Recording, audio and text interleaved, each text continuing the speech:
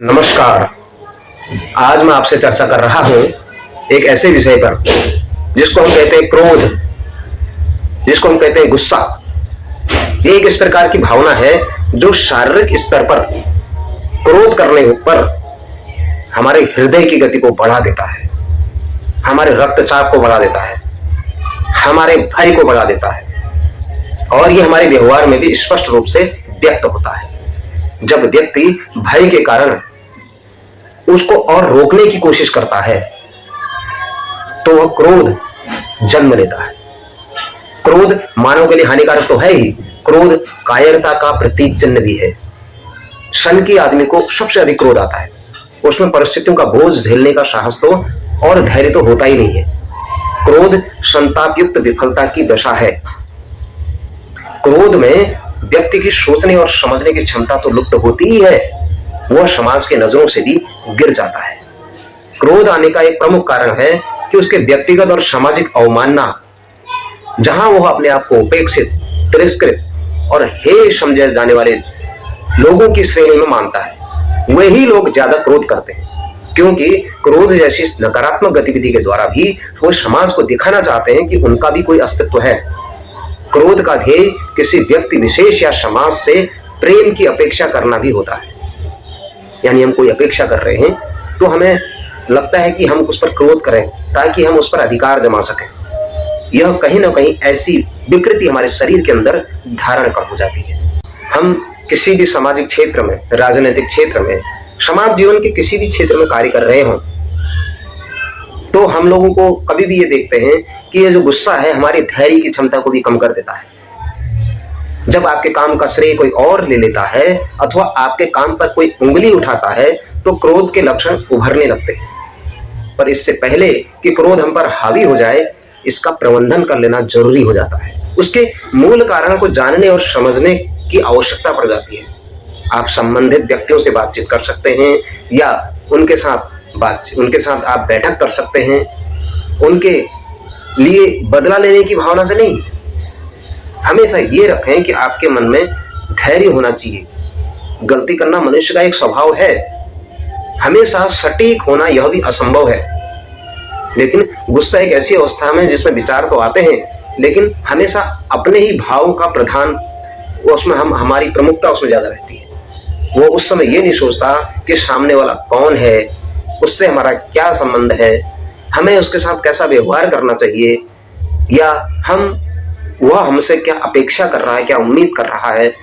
बहुत सारे विचार हमारे दिमाग से लुप्त हो जाते हैं। और वास्तविकता तो यह है कि जब हम इस प्रकार का गुस्सा हमारे अंदर आ जाता है तो हम बहुत दूर की नहीं सोचते और न उसके परिणामों के बारे में सोचते हैं। बस दिमाग में रहता है तो बस गुस्सा, गुस्सा और केवल गुस्सा।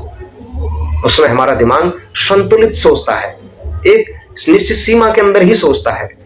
हम लोग कुएं के मेढक बन जाते हैं। इसीलिए इस प्रकार के गुस्सैल प्रवृत्ति की भावना हमारे मन के अंदर अधिकता से न हो। सबसे ज्यादा क्रोध आने का कारण क्या होता है कि हम समझते हैं हम ही समझदार हैं, हम ही बुद्धिमान हैं, हमें कोई भी नहीं समझा सकता। अगर आप ऐसा सोचते हैं तो सावधान हो जाइए। इस तरह की सोच आपको गुस्सैल बना सकती है। अगर आप भी ऐसी सोच रखते हैं तो आपको सावधान हो जाना चाहिए। अगर कोई आपसे पद में, पैसे में या सामाजिक ओहदे में आपसे कम है, आपसे कमजोर है, तो आप गुस्सा भी उन्हीं के ऊपर उतारते हैं। अगर ऐसा न होता तो लोग अपने किसी भी सामाजिक स्तर पर, किसी भी समाज जीवन के क्षेत्र में अपने ऊपर के लोगों पर गुस्सा हो जाते हैं, अपने ऊपर के लोगों पर हावी हो जाते हैं। लेकिन ऐसा नहीं होता है। यह कारण क्या है कि हमारी दूरदर्शिता का अभाव हो जाता है। कभी कभार ऐसा भी होता है, एक आपका वर्षों पुराना मित्र है, बहुत प्यारा है, जिससे आपकी मित्रता बहुत लंबे समय से है और उसने आपको कभी जाने अनजाने कुछ बड़ा बुरा भला कह दिया, लेकिन आप एक पल में ही उससे लड़ाई कर लेते हैं और जीवन भर की दोस्ती को एक पल में खत्म कर देते हैं। ये गुस्सा इतनी खतरनाक बीमारी है कि इस प्रकार की भावनाओं को यह जन्म दे देता है। गुस्से को विपरीत परिस्थितियों के प्रति एक सहज अभिव्यक्ति कहा जाता है। कुछ लोग इसे उग्र प्रदर्शन वाले भाव से, अपने ऊपर लगे आरोपों से अपनी रक्षा करने के उद्देश्य से इसमें ऐसा करते हैं कि गुस्से को प्रकट करते हैं। कई लोग अस्तित्व की रक्षा के लिए अपने क्रोध को बढ़ाते हैं, जबकि ऐसा नहीं है। ये जो क्रोध है हमारी मन की बेचैनी और तनाव को बढ़ाता है और हमको एक विशेष प्रकार का अदृश्य भय लगता है किसी व्यक्ति, मनुष्य या कोई अन्य जीवित प्राणी से, जिससे आपको लगता है कि इससे हमको खतरा हो सकता है, या आप अपने आप को असुरक्षित महसूस करते हैं। तो इस स्थिति में आपके अंदर तनाव पर आ जाता है और व्यक्ति अपनी निर्णय करने की क्षमता को लेकर उलझा रहता है।